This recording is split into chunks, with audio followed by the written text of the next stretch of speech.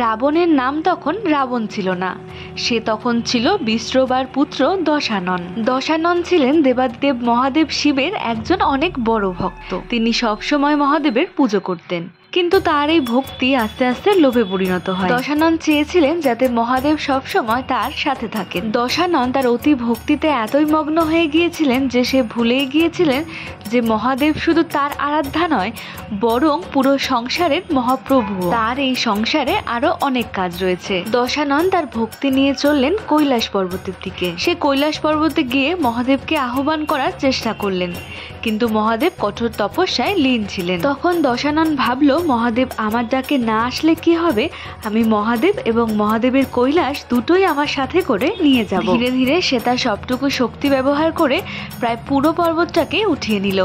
এই দেখে মাতা পার্বতী, গণেশ, কার্তিক এবং নন্দী সবাই চিন্তায় পড়ে গেলেন।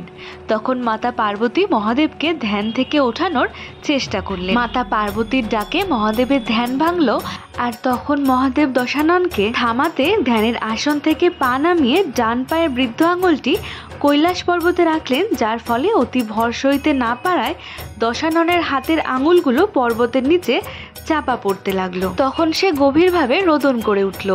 এই যন্ত্রণা হতে মুক্তির জন্য সে মহাদেবের স্তব করতে লাগলো। সেখানে সে শিবের নানা রকম গুণ কীর্তন করতে লাগলো। তার স্তবে শিব প্রসন্ন হলেন এবং দশাননের হাত মুক্ত হলো। শিব দর্শন দিয়ে বললেন, তোমার গভীর রোদনে সমগ্র সৃষ্টিতে প্রচন্ড রব উঠেছিল, তাই তোমার নাম হবে রাবণ। তোমার এই স্তবগাথা শিব তাণ্ডব স্তোত্র নামে প্রসিদ্ধ লাভ করবে।